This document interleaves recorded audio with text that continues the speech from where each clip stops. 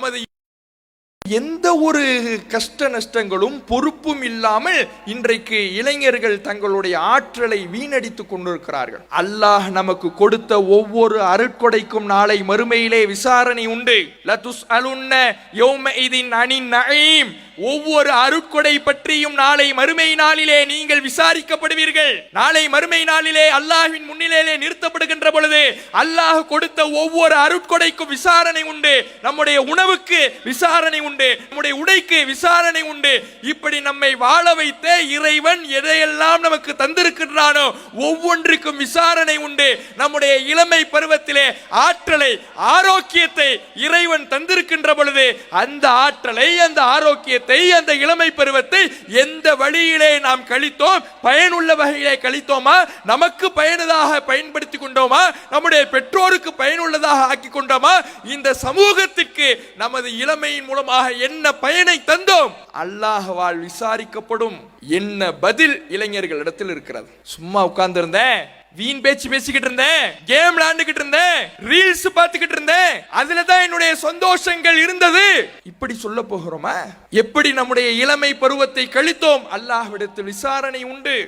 அஸ்ஸலாமு அலைக்கும் வரஹ்மத்துல்லாஹி வபரகாத்துஹு. கண்ணியத்திற்குரிய எல்லாம் வல்ல அல்லாஹ்வின் நல்லடியார்களே, அல்லாஹ்வின் மாபெரும் கிருபையினால் தமிழ்நாடு தௌஹீத் ஜமாத் திருவாரூர் வடக்கு மாவட்டத்தின் சார்பாக ஏற்பாடு செய்யப்பட்டிருக்கிற ஓரிரை கொள்கை விளக்க மாநாட்டில் இஸ்லாம் கூறும் இளமை பருவம் என்ற தலைப்பின் கீழே சில தகவல்களை நாம் அறியவிருக்கிறோம். அல்லாஹ் ரப்புல் ஆலமீன் மனித சமுதாயத்துக்கு பல்வேறு பருவங்களை ஏற்படுத்தி வைத்திருக்கிறான்.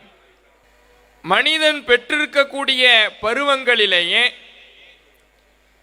மிக சிறப்பிற்குரிய ஒரு பருவமாக ஒவ்வொரு மனிதனும் தன்னளவிலே விரும்புகின்ற ஒரு பருவமாக இளமை பருவம் தான் இருக்கிறது. இதை ஒவ்வொரு மனிதர்களுமே உணர்ந்திருக்கின்றோம். இளமை பருவத்தினுடைய சிறப்புகளை தனியே விளக்க வேண்டிய அவசியம் இல்லை என்கின்ற அளவிற்கு ஒவ்வொரு மனிதனும், ஆண்களும் சரி பெண்களும் சரி, இளமை பருவத்தினுடைய ஆற்றல் குறித்து, அதனுடைய வேகம் குறித்து, அதனுடைய சிறப்புகள் குறித்து அறிந்து வைத்திருக்கிறோம். இதனால்தான் ஒவ்வொரு கொள்கையை சார்ந்தவர்களும், கோட்பாடுகளை கொண்டவர்களும், அரசியல் கட்சிகளும், எல்லா அமைப்பினருமே இளைஞர்களை குறிவைத்து அவர்களுக்கான செயல் திட்டங்களை வகுப்பவர்களாக இருக்கிறார்கள். தமிழ்நாடு தௌஹீத் ஜமாத்தை பொறுத்தவரையிலே இளைஞர்களை வழிநடத்துவதிலே நாமும் குறிக்கோள் கொண்டவர்களாகத்தான் இருக்கிறோம்.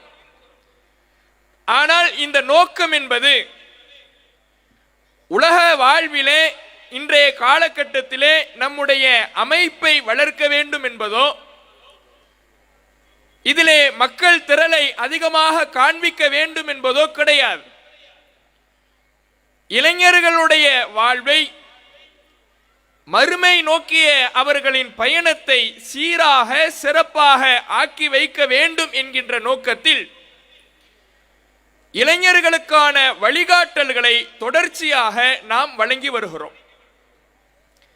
அதில் ஒரு பகுதியாகத்தான் அழகிய முன்மாதிரி இப்ராஹிம் அலைஹிஸ்ஸலாம் என்ற செயல் திட்டத்தின் கீழாக ஒரு மாத காலம் இப்ராஹிம் நபியின் இளமை பருவம் என்ற தலைப்பின் கீழாக மக்களிடத்தில், குறிப்பாக இளைஞர்களிடத்தில், ஒரு இளைஞன் தன்னுடைய வாழ்க்கையை எப்படி அமைத்துக் கொள்ள வேண்டும், ஒரு இஸ்லாமிய இளைஞன் தன்னுடைய ஆற்றலை எப்படி பயன்படுத்த வேண்டும் என்று இப்ராஹிம் நபியினுடைய இளமை பருவத்தை மேற்கோள் காட்டி அவர்களுக்கான அறிவுரைகள் வழங்கப்பட்டது. அதன் தொடர்ச்சியாகத்தான் இந்த மாநாட்டிலேயும் இளைஞர்களை பற்றிய ஒரு தலைப்பு வழங்கப்பட்டு இருக்கிறது. இளமை பருவம் என்பது ஆற்றல் மிகுந்த பருவம் என்பதை நாம் அறிந்து வைத்திருக்கின்றோம். அல்லாஹ்வே அதை உறுதிப்படுத்தி திருமறை குர்ஆனிலே சொல்லி காட்டுகிறான். மனிதனை பலவீனமான நிலையில் நாம் படைத்தோம். சும்ம மின் பஅதி லஅஃபின் குவா, பிறகு அந்த பலவீனமான பருவத்திற்கு பிறகு ஒரு பலம் பொருந்திய பருவத்தை மனிதனுக்கு நாம் ஏற்படுத்தினோம் என்று இறைவன் சொல்லுகிறான். மனிதனுடைய வாழ்வில் இரண்டு விதமான பலவீனமான பருவம் இருக்கிறது. ஒன்று குழந்தை பருவம். இதில் எந்த ஒரு தன்னிச்சையாக செயல்பட முடியாத ஒரு பருவம். தன்னுடைய பெற்றோரை ஒவ்வொரு வேலைகளுக்கும் சார்ந்திருக்கக்கூடிய பருவம். இதனால் இந்த பருவத்தை இறைவன் பலவீனமான பருவம் என்று சுட்டி காட்டுகிறான். அதே போல முதுமை பருவத்தை எடுத்து பார்த்தாலும் இதிலும் மற்றவர்களை சார்ந்திருக்கக்கூடிய ஒரு பருவமாகத்தான் முதுமை பருவமும் இருக்கிறது. தன்னுடைய பிள்ளைகளை, தன்னுடைய குடும்பத்தாரை சார்ந்து வாழக்கூடிய ஒரு பருவமாக தன்னுடைய நோயினால், தன்னுடைய முதுமையினால் பலவீனப்பட்ட ஒரு நிலையில் வாழுகின்ற ஒரு பருவமாக இருக்கிற காரணத்தினால் இந்த முதுமை பருவத்தையும் பலவீனமான பருவமாக இறைவன் சுட்டி காட்டுகிறான். இந்த இரண்டு பலவீனமான பருவங்களுக்கு மத்தியிலே இளமை பருவத்தை பலம் பொருந்திய பருவமாக இறைவன் திருமறை குர்ஆனிலே பிரகடனப்படுத்துகிறான். இந்த பலத்தை இளைஞர்கள் எப்படி பயன்படுத்த வேண்டும், ஆனால் இன்றைக்கு எப்படி பயன்படுத்தி கொண்டிருக்கிறார்கள், இதை இன்றைக்கு நாம் சற்று சிந்தித்து பார்க்க வேண்டும். இன்றைய காலகட்டத்தில் ஏராளமான தீமைகள், சமூக குற்றங்கள், அனாச்சாரங்கள், ஒழுக்க கேடுகள் சமுதாயத்திலே பரவி கிடக்கிறது. இதற்கு முந்தைய அமர்விலே பேசப்பட்ட, பட்டிமன்றத்தில் பேசப்பட்ட ஒவ்வொரு கருத்துக்களையும் நீங்கள் செவிதாழ்த்தி கேட்டிருப்பீர்கள். அங்கு சொல்லப்பட்ட ஒவ்வொரு கருத்துக்களும் இளைஞர்களை மையமாக வைத்துத்தான் பேசப்பட்டது. இளைஞர்களிடத்தில் போதை பழக்கங்கள் எப்படி ஊடுருவி இருக்கிறது எடுத்து சொல்லப்பட்டது. ஒரு காலத்திலே இருந்த போதை பொருட்களை எல்லாம் தூக்கி சாப்பிடுகின்ற அளவுக்கு இன்றைக்கு எப்படி போதையிலே புதிய புதிய வஸ்துகளை உருவாக்குகிறார்கள் என்பது எடுத்து சொல்லப்பட்டது. இன்னும் இளைஞன் இந்த சமூக தீமைகளிலே எப்படி மூழ்குகிறான் என்பது எடுத்துரைக்கப்பட்டது. இப்படி நம்மை சுற்றி வாழக்கூடிய இந்த காலகட்டம் என்பது தீமைகள் மிக நெருங்கி வந்த ஒரு காலகட்டத்திலே நாம் வாழ்ந்து கொண்டிருக்கிறோம். ஒரு காலத்திலே பாவத்தை, குற்றத்தை செய்ய வேண்டும் என்றால் அந்த குற்றத்தை தேடி பயணித்து சென்று கொண்டிருந்த மனிதன் இன்றைக்கு ஒவ்வொரு குற்றத்தையும், தீமையையும், கேட்டையும் தன்னுடைய உள்ளங்கையில மொபைல் போன் வடிவிலேயே வைத்திருக்கிறான். எந்த சிரமமும் பட தேவையில்லை. ஒரு குற்றத்தை, ஒரு பாவத்தை செய்ய வேண்டும் என்றால் அவனிடத்தில் ஒரு போன் இருந்தால் போதும், எல்லா குற்றத்தையும் அவன் செய்து விடலாம். அப்படியான ஒரு காலகட்டத்தில் வாழ்ந்து வருகிறோம். செல்போன் என்பது ஒரு தொலைத்தொடர்பு சாதனம் தான். தொலைவில் இருக்கக்கூடியவர்களை தொடர்பு கொள்வதற்கான ஒரு சாதனம் தான். மக்களுடைய தொடர்பை நெருக்கி கொண்டு வந்து மிகப்பெரிய நன்மைகளை இந்த உலகத்திற்கு வழங்கிய சாதனம் தான், மாற்று கருத்து இல்லை. மக்களுடைய தொடர்பை நெருக்கத்தில் கொண்டு வந்த இந்த சாதனத்தின் மூலமாக மனிதன் தன்னுடைய இச்சையின் காரணத்தினால், ஆசையின் காரணத்தினால், அவனுடைய உள்ளத்தில் ஷைத்தான் பின்னிய வலைகளின் காரணத்தினால் தீமைகளையும் தனக்கு அருகாமையிலே கொண்டு வந்து நிறுத்தி கொண்டிருக்கிறான். இன்றைக்கு போதை பொருட்கள் எல்லாம் ஆன்லைன்ல உணவை ஆர்டர் செய்வதை போல ஆர்டர் செய்து வீட்டிற்கு வர வைத்து அந்த போதை பொருட்களை பயன்படுத்தி கொண்டிருக்கிறான். இப்படியான ஒரு காலகட்டத்தில் நாம் வாழ்ந்து வருகிற பொழுது இன்றைய இந்த இளைஞர்கள் எப்படி தங்களுடைய ஆற்றலை பயன்படுத்துகிறார்கள்? இன்னைக்கு இளைஞர்களுடைய நிலைமையை பாருங்க. கஞ்சா, இது போன்று சொல்ல போக வேண்டும் என்றால் ஒவ்வொரு ஊர்களிலேயும் சமீபமாக இந்த கஞ்சா பொருளினுடைய விற்பனை அதிகரித்திருக்கிறது என்று செய்தித்தாள்களுடைய ஒவ்வொரு நாளினுடைய பக்கங்களும் நமக்கு எடுத்துரைக்கிறது. டெய்லி செய்தித்தாள்ல இந்த கஞ்சா விற்பனை பற்றிய ஒரு தகவல் எடுத்துரைக்கப்படுகிறது.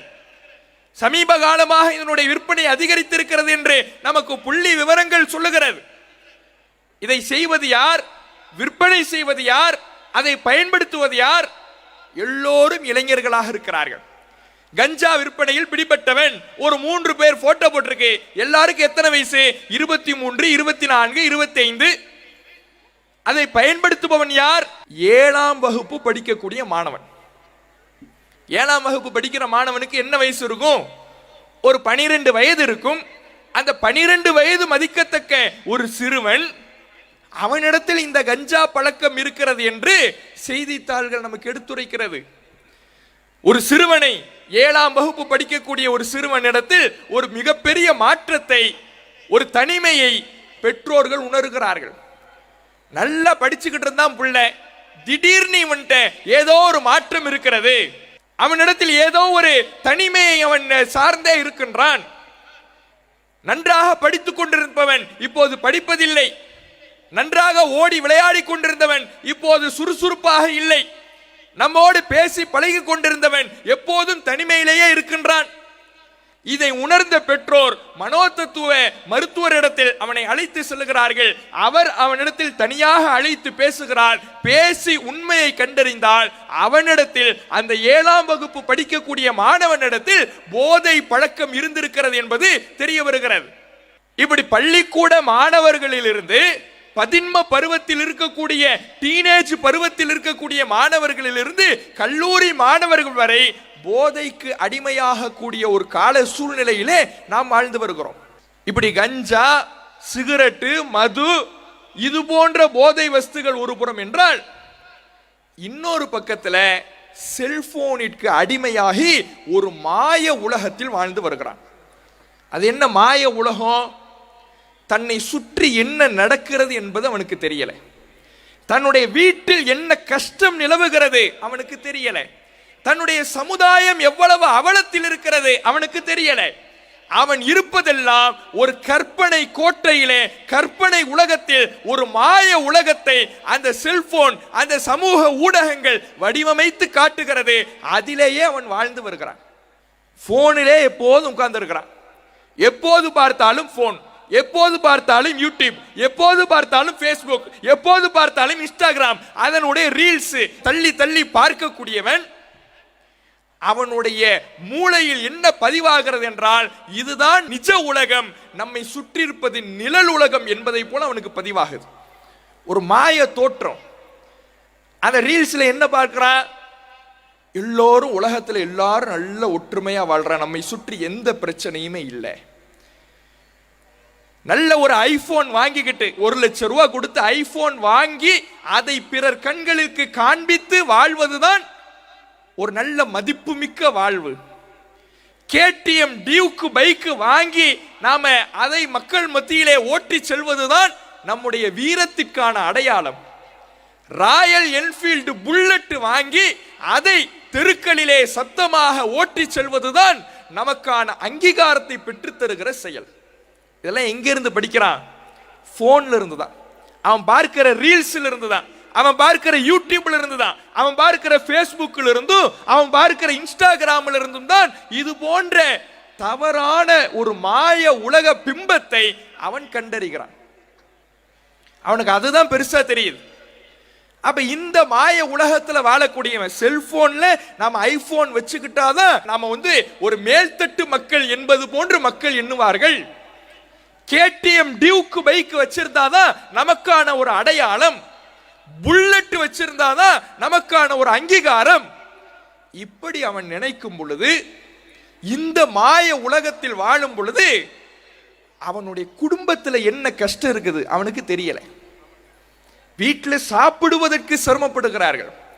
தகப்பனார் ஒருவேளை உணவை அந்த குடும்பம் உண்ண வேண்டும் என்பதற்காக வியர்வையை சிந்துகிறார், இரத்தத்தை சிந்துகிறார், பெரும்பாடுபடுகிறார், தன்னுடைய இரவு முழுவதும் கண்விழித்து உழைக்கிறார், கஷ்டப்படுகிறார். அந்த கஷ்டம் அவனுக்கு தெரியவில்லை. எனக்கு புல்லட் வாங்கி கொடுத்தா இந்த வீட்டில் இருப்பேன், இல்லைன்னா இப்பவே இந்த வீட்டிலிருந்து நான் வெளியே போறேன். எனக்கு கேடிஎம் டியூக் பைக் வாங்கி கொடுக்கிறதும் ஐபோன் வாங்கி கொடுக்கிறதும் தான் பெற்றோராகிய நீங்க என் மேல பாசமா இருக்கிறதுக்கான அடையாளமே என்று அவன் நினைக்கிறான். நம்மளை பெத்தவங்க, நம்ம தாயி, நம்ம தகப்பன், நமக்கு ஒருவேளை சாப்பாடு போடுறதுக்கு எவ்வளவு கஷ்டப்படுறா அது தெரியல. நம்மளை படிக்க வைக்கிறதுக்கு எவ்வளவு கஷ்டப்படுறான், அது கண்ணு முன்னாடி வரல.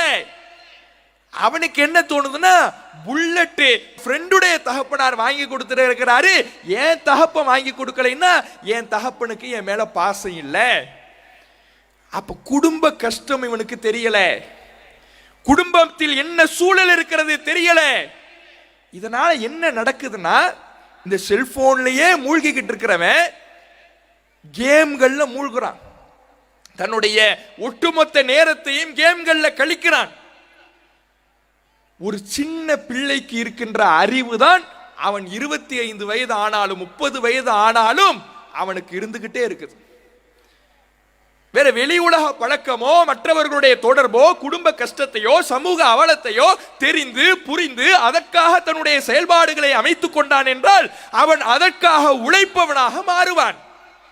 இவன் வேலைத்தான் டெய்லி 24 மணி நேரம் போன்லயே இருக்குதே, போன்ல 24 மணி நேரம் இருக்குது, வெளி தொடர்பு தெரியல, கஷ்ட நஷ்டம் தெரியல, குடும்பத்தினுடைய பாரம் தெரியலைன்னா இந்த சிறு பிள்ளைக்கு ஒரு 5ஆம் வகுப்பு படிக்கக்கூடிய மாணவனுக்கு என்ன அறிவு இருக்குமோ அவன் 25 வயசு ஆகுது 30 வயசு ஆகுது அதே நிலைமையிலே இருக்கிறான், கேம்லே மூழ்கிக்கிட்டு இருக்கிறான்.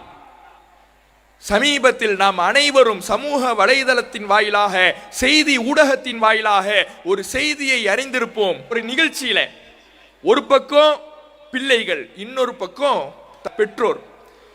25 வயது 30 வயது படிப்பை முடித்தாலும் வேலைக்கு செல்லாத பிள்ளைகள் ஒரு பக்கம், அவர்களை பெற்ற பெற்றோர்கள் ஒரு பக்கம்.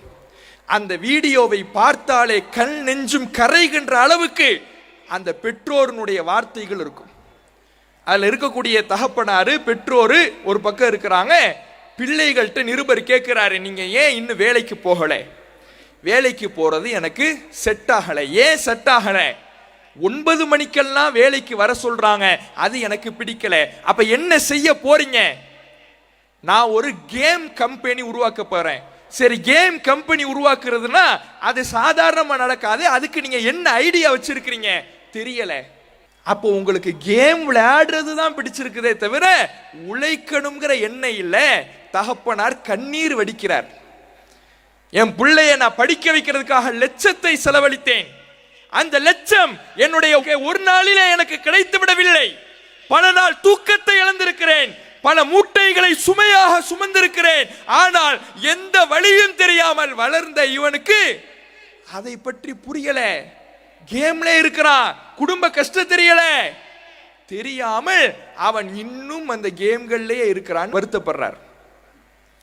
இப்போது சொல்லப்பட்ட எந்த விஷயமுமே எங்கோ நடக்கக்கூடிய விஷயங்கள் அல்ல, நம்முடைய ஒவ்வொருவருடைய வீட்டிலும் இருக்கலாம், நம்முடைய பிள்ளைகள் இருக்கலாம், நம்ம இடத்துல ஐபோனை கேட்கலாம், கேடிஎம் பைக்கை கேட்கலாம், புல்லட்டை கேட்கலாம், கேம்களிலேயே எப்போதும் மூழ்கி இருக்கலாம். இதுவெல்லாம் இன்றைக்கு இளைஞர்கள் தங்களுடைய இளமையை இப்படி தவறாக பயன்படுத்தி காலத்தை நேரத்தை வீணடித்துக் கொண்டிருக்கிறார்கள். அப்ப இஸ்லாம் எப்படி இளைஞர்களை பக்குவப்படுத்துகிறது? இன்றைக்கு இளைஞர்களுடைய நிலைமை போதை பழக்கத்திலேயும் மாய உலகத்திலேயும் கஷ்டங்கள் தெரியாமல், பொறுப்பில்லாமல், குடும்பத்தின் பாரத்தை சுமக்காமல், சமூகத்தின் அவலத்தை உணராமல் வாழ்ந்து வருகிறார்களே, இவர்களுக்கு இஸ்லாம் சொல்லக்கூடிய அறிவுரை என்ன? நபிகள் நாயகம் ஸல்லல்லாஹு அலைஹி வஸல்லம் அவர்கள் எப்படியான இளைஞர்களை உருவாக்க நினைச்சாங்க? இப்போது நாம் பார்த்த இந்த தவறுகள் இருக்கக்கூடிய இளைஞர்களையே 2 விதமாக நாம பிரிக்கலாம். ஒரு சாராருக்கு அல்லாஹ்னால என்னன்னு தெரியாது, மார்க்கம்னா என்னன்னு தெரியாது, பெயரளவுல முஸ்லிமா இருப்பான், இவன் ஒரு சாரார். இன்னொரு பக்கத்துல மார்க்கம்னா என்னன்னு தெரியும், அல்லாஹ்னா என்னன்னு தெரியும், இஸ்லாம்னா என்னன்னு தெரியும், ஆனால் அதை நடைமுறைக்கு கொண்டு வராதவனாக இருப்பான். இப்ப இந்த நடைமுறைக்கு கொண்டு வராதவனாக இருக்கிறானே, இவனுக்கு என்ன அறிவுரைகளை மார்க்கம் சொல்லுகிறது? பெயரளவுல முஸ்லிமா இருக்கிறான், ஆனா அவனுக்கு அல்லாஹ்னா என்னன்னு தெரியுது, நபினா என்னன்னு தெரியுது, இஸ்லாம்னா என்னன்னு தெரியுது, ஆனால் அதை அவன் நடைமுறைக்கு கொண்டு வரல. நபிகள் நாயகம் ஸல்லல்லாஹு அலைஹி வஸல்லம் அவர்களை ஒருவன் தவறாக பேசிவிட்டால், கேலி சித்திரம் மறைந்து விட்டால், இவன் பயன்படுத்துகிற அதே சமூக வலைதளத்தில் இவனும் ஸ்டேட்டஸ் வைப்பான். எல்லாரும் வைக்கிறாங்க, நானும் வைக்கிறேன்னு வைப்பான். வாட்ஸ்அப்ல ஸ்டேட்டஸ் வைப்பான். இந்த அளவுக்கு அவனுக்கு ஒரு இஸ்லாமிய தொடர்பு இருக்கும். அப்ப இப்படி யாரை அவன் நேசிக்கிறானோ அந்த நபிகள் நாயகம் ஸல்லல்லாஹு அலைஹி வஸல்லம் அவர்கள் எப்படியான இளைஞர்களை உருவாக்கினார்கள், எந்த இளைஞர்களை விரும்பினார்கள். அல்லாஹ்வுடைய தூதர் அவர்கள் ஒரு 70 இளைஞர்களை உருவாக்குறாங்க. அந்த 70 இளைஞர்களும் மார்க்க அறிஞர்களாக நபிகள் நாயகத்திடத்தில் பாடம் பயின்று உருவெடுக்கிறார்கள். அந்த 70 இளைஞர்கள் எப்படியான வாழ்க்கை வாழ்ந்தார்கள்? அவர்கள் இரவு நேரத்தில் ஒன்று கூடுவார்கள். நபிகள் நாயகம் ஸல்லல்லாஹு அலைஹி வஸல்லம் அவர்கள் உருவாக்கிய 70 இளைஞர்களும் இரவு நேரத்தில் ஒன்று கூடுவார்கள். எதற்காக? மார்க்கத்தை ஒருவருக்கு ஒருவர் கற்று பரஸ்பர பரிமாற்றம் செய்து கொள்வதற்காக, குர்ஆனை ஓதுவதற்காக. குர்ஆனை கற்று நான் கற்றதை உனக்கு சொல்லித் தருகிறேன், நீ கற்றதை எனக்கு சொல்லித்தா என்று பரஸ்பர பரிமாற்றம் செய்து கொள்வதற்காகவும், தொழுவதற்காகவும், வணக்க வழிபாடுகளில் ஈடுபடுவதற்காகவும் அந்த 70 இளைஞர்களும் ஒன்று கூடுவார்கள். பகல் நேரத்தில் விறகுகளை வெட்டுவார்கள். அன்றைக்கு இருந்த ஒரு பெரும் தொழில் என்றால் விறகு வெட்டி சம்பாதிப்பதுதான். விறகுகளை வெட்டுவாங்க, வெட்டி அதை விற்பனை செய்வார்கள். அதன் மூலமாக சில பொருளாதாரம் கிடைக்கும். அதை என்ன செய்வாங்க? ஏழைகளாக, திண்ணை தோழர்களாக யாரெல்லாம் கஷ்டப்பட்டு கொண்டிருக்கிறார்களோ அவர்களுக்கு உணவு வாங்கி கொடுப்பதற்காக அதை பயன்படுத்துவார்கள். பள்ளிவாசலுக்கு வரக்கூடிய மக்களுக்கு தண்ணீர் அள்ளி கொடுத்து அவர்கள் பயனடைய செய்வார்கள். இது நபிகள் நாயகம் உருவாக்கிய இளைஞர்கள். இரவுல ஒன்று கூடுறாங்க. எதுக்காக ஒன்று கூடுறாங்க? மார்க்கத்தை படிப்பதற்காக, மார்க்கத்தை தெரிந்து கொள்வதற்காக, பரஸ்பர பரிமாற்றம் செய்து கொள்வதற்காக, வணக்க வழிபாடுகளில் ஈடுபடுவதற்காக. இன்னைக்கு இளைஞர்களுடைய நிலைமை என்ன? இவனும் இரவுல ஒன்று கூடுறான். எதுக்காக? எதுக்காக கூடுறான்னு அவனுக்கே தெரியாது. போவான் பைக் எடுத்துக்கிட்டு. ஒவ்வொரு ஊர்லயும் பாருங்க, பைக் எடுத்துக்கிட்டு போவான். எங்க போறான்னு அவன்கிட்டே கூப்பிட்டு கேளுங்க, அவனுக்கே தெரியாது. பெட்ரோல் போட வாப்பா வெளிநாட்டில் இருக்கிறாரு, காசு அனுப்புறாரு. அம்மா காசை கொடுக்கலைன்னா சண்டை போடுவோம். ஒரு கட்டத்தில் அம்மா கொடுத்துருவாங்க. பெட்ரோலை போடுறான், சுத்துவான் சுத்துவான் சுத்துவான், ஊர் முழுக்க சுத்துவான். எதுக்காக போறான்? எந்த பிரயோஜனமும் இருக்காது. இதுல போகும் பொழுது சில இடங்கள்ல எல்லாம் பார்த்தா திடீர்னு நாய் குலைக்குது. போய்கிட்டே இருக்கிறான் பைக்கில், திடீர்னு நாய் குலைக்குது. என்னடான்னா பைக் ஹார்னா. ஹார்ட் பேஷண்ட் அந்த ரோட்ல போனான்னு வைங்க, அவ்வளவுதான், அவருக்கு மவுத்து தான். அந்த அளவுக்கு இவனுடைய செயல்பாடு இருக்குது. இப்படி இரவுல சுற்றி கொண்டு இருக்கிறார்கள். ஒவ்வொரு தெரு முனைகளிலேயும் அமர்ந்திருக்கிறார்கள். அந்த தெருமுனைகளில் அமர்ந்து இவர்கள் செய்யக்கூடிய செயல் என்ன? தெருமுனைகள் உட்கார்ந்துப்பா, ஒரு 10 பேர் சேருவார்கள். சேர்ந்து கேம் தான், கேம்களை விளையாடி ஒரே நேரத்தில் எல்லாரும் ஒரே கேமை விளையாடுறது. நேரம் போகும் போகும் போகும், எவ்வளவு நேரம் ஆச்சு இவனுக்கு தெரியவே தெரியாது. அந்த நேரத்தில் பாங்கோசை அவனுடைய செவிகளில் விழும். அதை அலட்சியம் செய்வான், அதற்கு பதில் சொல்ல மாட்டான். அந்த பாங்கினுடைய அழைப்பை ஏற்று பள்ளிவாசலை நோக்கி விரைய மாட்டான். அந்த கேம்களிலேயே உட்கார்ந்திருப்பான். அவன் அந்த கேம்கள் விளையாடும் பொழுது பேசக்கூடிய பேச்சுக்கள் காது கொடுத்து கேட்க முடியாத அளவிற்கு கொச்சையானதாக இருக்கும். அந்த பக்கம் நடந்து போகின்ற மக்கள், பெண்களுக்கு அச்சுறுத்துகின்ற வகையிலே, வெட்கி தலைகுனிகின்ற வகையிலே அவனுடைய பேச்சுக்களும் அவனுடைய வார்த்தைகளும் இருக்கும். இப்படி இன்றைய இளைஞர்கள் இரவு நேரத்தில் ஒன்று கூடி செயல்பட்டு கொண்டிருக்கிறார்கள். நபிகள் நாயகம் ஸல்லல்லாஹு அலைஹி வஸல்லம் அவர்களுடைய காலத்தில் வாழ்ந்த இளைஞர்கள் இரவு நேரத்தில் ஒன்று குழுமினார்கள். ஒன்று குழுமிய அவர்கள் திருமறை குர்ஆனை கற்றார்கள், திருமறை குர்ஆனை படித்தார்கள், அடுத்தவர்களுக்கு போதித்தார்கள், வணக்க வழிபாடுகளில் ஈடுபட்டார்கள். இப்படி தங்களின் இளமையின் ஆற்றலை இரவு நேரங்களிலே அல்லாஹ்வின் பாதையிலே கழித்தார்கள். பகல் நேரத்தில் என்ன செய்யறான்? இரவெல்லாம் இவன் கண்டு முழிச்சான்னா இவனுக்கு பகலே எத்தனை மணிக்கு தான் விடிகிறதே? எத்தனை மணிக்குன்னா 12 மணி, 1 மணி, 2 மணி, மதியத்துக்கு தான் இவனுக்கு விடியும். விடிஞ்சதுக்கு அப்புறம் சாப்பிடுவான். அதுக்கப்புறம் துறை வெளியே போறவர் தான் அடுத்த நாள் நைட்டு 1 மணிக்கு தான் உள்ள வருவார். அப்ப எந்த ஒரு கஷ்ட நஷ்டங்களும் பொறுப்பும் இல்லாமல் இன்றைக்கு இளைஞர்கள் தங்களுடைய ஆற்றலை வீணடித்துக் கொண்டிருக்கிறார்கள். சிந்தித்து பார்க்க வேண்டும். அல்லாஹ் நமக்கு கொடுத்த ஒவ்வொரு அருட்கொடைக்கும் நாளை மறுமையிலே விசாரணை உண்டு. ஒவ்வொரு அருட்கொடை பற்றியும் நாளை மறுமை நாளிலே நீங்கள் விசாரிக்கப்படுவீர்கள். நாளை மறுமை நாளிலே அல்லாஹ்வின் முன்னிலையிலே நிறுத்தப்படுகின்ற பொழுது அல்லாஹ் கொடுத்த ஒவ்வொரு அருட்கொடைக்கும் விசாரணை உண்டு. நம்முடைய உணவுக்கு விசாரணை உண்டு, நம்முடைய உடைக்கு விசாரணை உண்டு. இப்படி நம்மை வாழ வைத்த இறைவன் எதையெல்லாம் நமக்கு தந்திருக்கின்றானோ ஒவ்வொன்றுக்கும் விசாரணை உண்டு. நம்முடைய இளமை பருவத்திலே ஆற்றலை, ஆரோக்கியத்தை இறைவன் தந்திருக்கின்ற பொழுது அந்த ஆற்றலை, அந்த ஆரோக்கியத்தை, அந்த இளமை பருவத்தை எந்த வழியிலே நாம் கழித்தோம், பயனுள்ள வகையிலே கழித்தோமா, நமக்கு பயனுள்ளதாக பயன்படுத்திக் கொண்டோமா, நம்முடைய பெற்றோருக்கு பயனுள்ளதாக ஆக்கி கொண்டோமா, இந்த சமூகத்திற்கு நமது இளமையின் மூலமாக என்ன பயனை தந்தோம், அல்லாஹ்வால் விசாரிக்கப்படும். என்ன பதில் இளைஞர்களிடத்தில் இருக்கிறது? சும்மா உட்கார்ந்து இருந்தேன், வீண் பேச்சு பேசிக்கிட்டு இருந்தேன், கேம் விளையாண்டுகிட்டு இருந்தேன், ரீல்ஸ் பார்த்துக்கிட்டு இருந்தேன், அதுல தான் என்னுடைய சந்தோஷங்கள் இருந்தது, இப்படி சொல்ல போகிறோமா? எப்படி நம்முடைய இளமை பருவத்தை கழித்தோம்? அல்லாஹ்விடத்தில் விசாரணை உண்டு. அந்த விசாரணையின் முதல் கட்டத்திலேயே நமக்கு எவ்வளவு பெரிய சிறப்பு!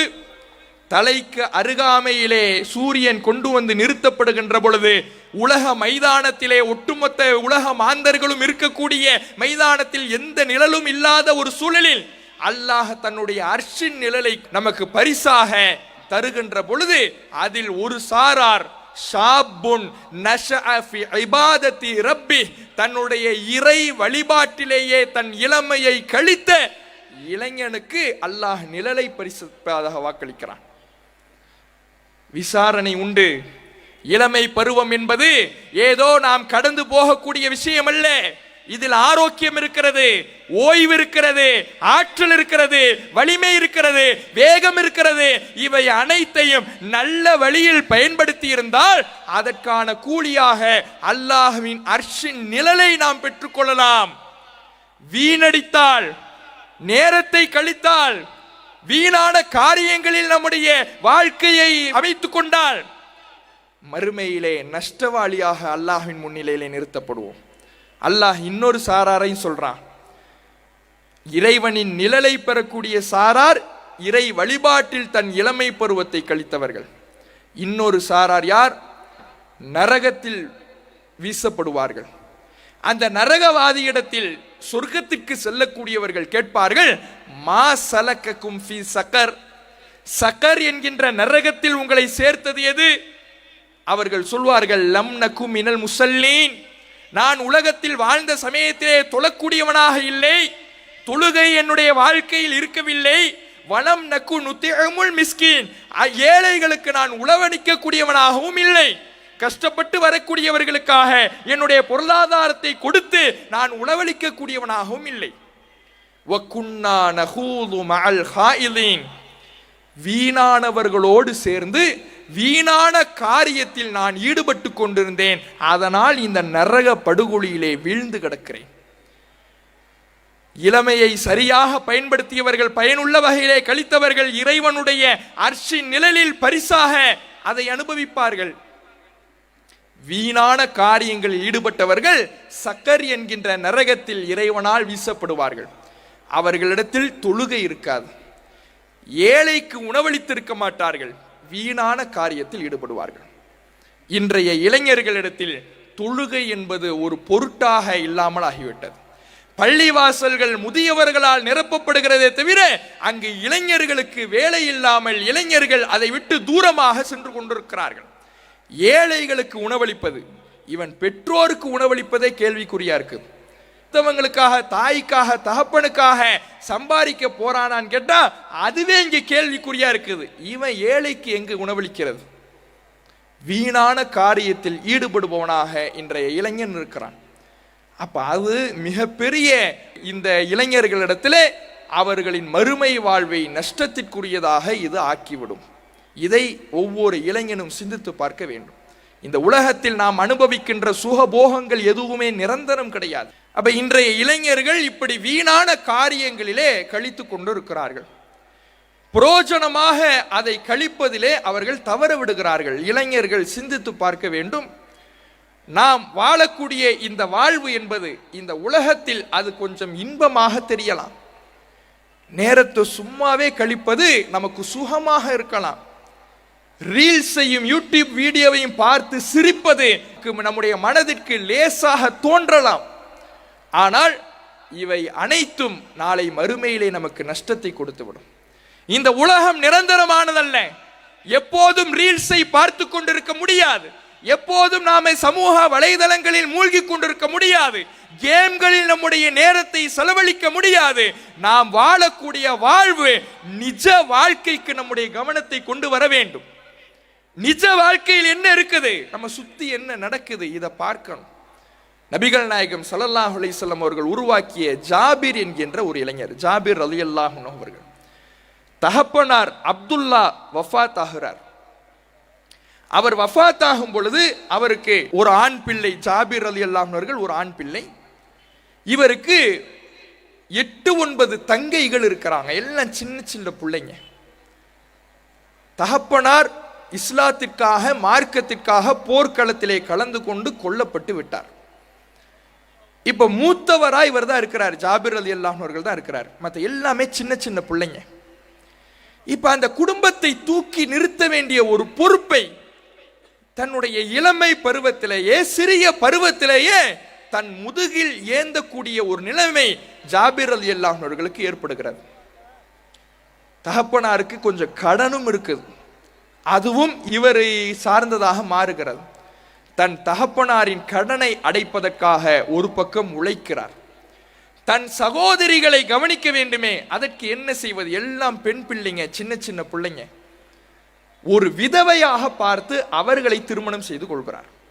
நபிகள் நாயகம் ஸல்லல்லாஹு அலைஹி வஸல்லம் அவர்கள் கூட கேட்கிறாங்க, நீ திருமணம் முடித்த பெண் ஏற்கனவே மனம் முடித்து கணவனை இழந்தவரா, விவாகரத்து பெற்றவரா, விதவையா, அல்லது இதுவரை திருமணம் ஆகாதவரா? ரசூலுல்லாஹ் கேட்கிறாங்க. இல்லை அல்லாஹ்வுடைய தூதரே, ஏற்கனவே திருமணமாகி விதவையானவரைத்தான் நான் திருமணம் செய்திருக்கிறேன். ஏன் புதிதாக ஒரு பெண்ணை திருமணம் செய்து கொள்ள கூடாதா? ரசூலுல்லாஹ் கேட்கும் பொழுது அவர் சொல்றாரு, உன்னுடைய வயதிற்கு ஒத்த வகையில, உன் வயதிற்கு ஏற்ற வகையில ஒரு பெண்ணை திருமணம் முடித்திருந்தால் உன் வாழ்வு மகிழ்ச்சியாக இருந்திருக்குமே. அப்ப அவர் சொல்றாரு, அந்த மகிழ்ச்சியை விட பெரிய மகிழ்ச்சி எதுல இருக்கு தெரியுமா? என் சகோதரிகளை கவனிச்சுக்கிறதுல தான். என் சகோதரிகள் எனக்கு இருக்கிறாங்க, அந்த சகோதரிகளை பராமரிக்க வேண்டிய பொறுப்பு என் மீது இப்போது இருக்கிறது. என் தகப்பனார் இறந்துட்டார், இவங்களை கவனிக்க வேண்டிய பொறுப்பு எல்லாமே என்னை சார்ந்ததா இருக்குது. அப்ப என் வயதிலேயே ஒரு பெண்ணை திருமணம் முடித்தேன் என்றால் என் சகோதரிகள், என் தங்கச்சியும் என்னுடைய மனைவியும் ஒரே வயசுல உள்ளவங்களா இருப்பாங்க, அவங்கள பராமரிக்க முடியாது. அதனால் என்னை விட வயதில் மூத்த, ஏற்கனவே மனம் முடித்து விதவையான, வாழ்வில் பக்குவத்தை பெற்ற ஒரு பெண்ணை திருமணம் முடித்தேன் என்றால் என் சகோதரிகளை பராமரிப்பதற்கு தோதுவாக இருக்கும். எவ்வளவு பெரிய குடும்ப பொறுப்புன்னு பாருங்க. இந்த பொறுப்பு இன்னைக்கு இளைஞர்கள் இடத்துல பார்க்க முடியுமா? தகப்பனார் மௌத்தாயிட்டாரு, திடீர்னு எப்ப மௌத்து வரும்னு சொல்ல முடியுமா? போருக்கு போய் மௌத்தாயிட்டாரு. இன்றைக்கு நிம்மதியாக ரீல்ஸ் பார்த்துக்கிட்டு இருக்கிற, கேம் விளையாடி கொண்டிருக்கிற ஒவ்வொரு இளைஞனும் தன்னுடைய குடும்பத்தை யோசிக்க வேண்டும். தன்னுடைய தகப்பனார் இருக்கிற வரை சுகமாக உட்கார்ந்து ரீல்ஸ் பார்க்கிறோமே, கேம் விளையாடுறோமே, நம் தகப்பனாருக்கு திடீரென்று ஒரு மரணம் வந்து விட்டால், காலையில் வேலைக்கு செல்பவர் மாலையில் வீடு திரும்பவில்லை என்றால் அந்த குடும்பத்தின் நிலைமை என்ன?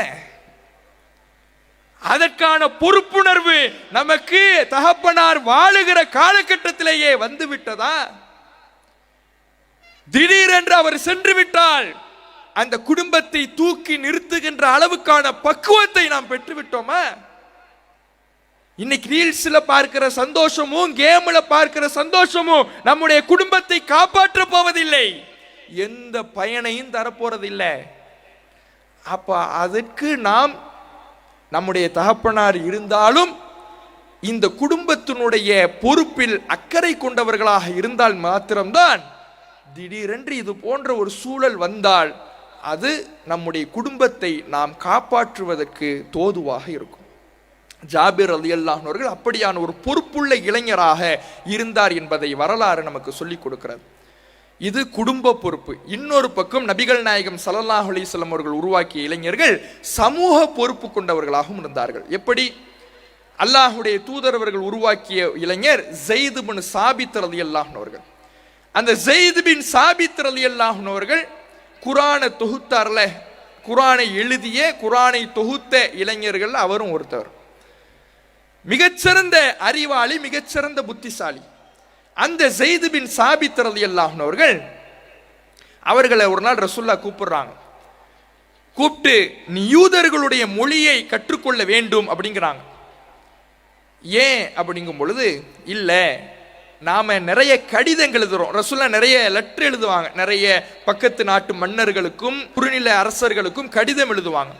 அப்படி எழுதும் போது அரபி மொழிக்காரர்களுக்கு அரபியில கடிதம் நீங்க எழுதி கொடுத்துடுறீங்க.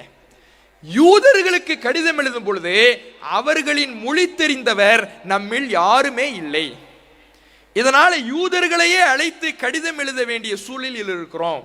நம்முடைய நாட்டில் வசிக்கின்ற மற்ற யூதர்களை கூப்பிட்டு நாம சொல்லுறோம், அவங்க எழுதுறாங்க. நாம சொன்னதை தான் அவங்க எழுதுனாங்களா, நாம சொன்னதை தான் அவங்க பதிவு செஞ்சாங்களா, படிச்சு பார்க்க கூட நமக்கு தெரியாது. நாம சொல்லாத கருத்தை எல்லாம் அதில் எழுதி அது நாளைக்கு பெரும் பூகம்பமாக வெடித்து விடக்கூடாது. இதனால நம் சமூகத்திற்கே அச்சுறுத்தலாக இருக்கின்ற இந்த அறியாமை இருள் நீங்க வேண்டும், நீ யூதர்களின் மொழியை கற்றுக்கொள் என்று ரசூலுல்லாஹ் சொல்றாங்க. சொன்ன 15 நாளில் 2 வாரத்தில் யூதர்களுடைய மொழியை எழுத படிக்க கற்றுக்கொண்டு ஸைத் பின் சாபித் ரலியல்லாஹு அன்ஹு வருகிறார். ஏன்?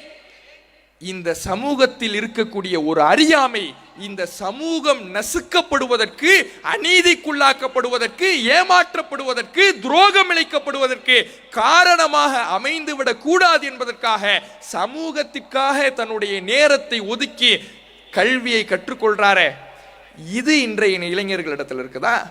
இன்றைக்கு இஸ்லாமிய சமூகம் இந்த இந்திய நாட்டிலே சுதந்திரத்திற்காக எவ்வளவோ பாடுபட்டும் கூட ஏராளமான விஷயங்களில் தொடர்ச்சியாக ஏமாற்றப்பட்டு, முதுகில் குத்தப்பட்டு, துரோகம் இழைக்கப்பட்டு, அநியாயத்துக்குள்ளாக்கப்படுகிறது. நம்மிடத்தில் கல்வி இருந்தால், அதிகாரம் இருந்தால் இதுவெல்லாம் நடக்காமல் நாம் ஓரளவு நம்மை தற்காத்து கொள்ள முடியும். அதனால் நான் கல்வியிலே முன்னேறுகிறேன், நான் கல்வியிலே மேலிடத்திற்கு செல்லுகிறேன் என்று யோசிக்கக்கூடிய பொறுப்புணர்வோடு நடந்து கொள்ளக்கூடிய இளைஞர்கள் இருக்கிறாங்களா? இவன் குடும்பத்தை பற்றியே யோசிக்க மாட்டேங்கிறானே, அப்புறம் எப்படி சமூகத்தை பற்றி? அப்ப இளைஞர்கள் தனக்கு கொடுத்திருக்கிற அந்த ஆற்றலை பயன்படுத்தி நல்ல வழியில் அதை கழிக்கக்கூடியவர்களாக இருக்கணும். இன்றைக்கு தௌஹீது ஜமாத் சில இளைஞர்களை உருவாக்கி வைத்திருக்கிறது. இன்றைக்கு இந்த மாநாட்டினுடைய ஏற்பாடுகள் பெரும்பாலும் இளைஞர்கள் இவ்வளவு பெரிய ஏற்பாடுகளையும் செய்து முடித்திருக்கிறார்கள். அவர்களில் அரசு துறைக்கான தேர்வுகளை எழுதக்கூடியவர்களும் இருக்கிறாங்க. அதிலே கல்வியிலே பெரும் பெரும் படிப்புகளை படிக்கக்கூடியவங்களும் இருக்கிறாங்க. இன்ஜினியரிங் படித்தவங்க இருக்கிறாங்க. இப்படி எல்லா துறைகளிலேயும் அவர்கள் இருந்தாலும் அல்லாஹ்வின் மார்க்க பணி என்று வருகின்ற பொழுது களத்தில் இறங்கி உழைக்கிறார்கள். இது போன்ற இளைஞர்களை தௌஹீது ஜமாத் உருவாக்கி வைத்திருக்கிறது. அப்ப இந்த மார்க்க ஏகத்துவ கொள்கை நம்முடைய உள்ளத்தில் வந்துவிட்டது என்றால் இப்ராஹிம் நபியினுடைய கொள்கை நமக்கு ஒழுக்கத்தை போதிக்கும், நல்வழியை போதிக்கும். அதை நோக்கித்தான் மக்களை நாம் அழைக்கிறோம். நம்முடைய இளமை பருவத்தை சரியாக வழிநடத்தக்கூடியவர்களாக, பயன்படுத்தக்கூடியவர்களாக ஒவ்வொரு இளைஞர்களும் இருக்க வேண்டும் என்று சொல்லி எனது உரை நிறைவு செய்கின்றேன். அஸ்ஸலாமு அலைக்கும் வரஹ்மத்துல்லாஹி.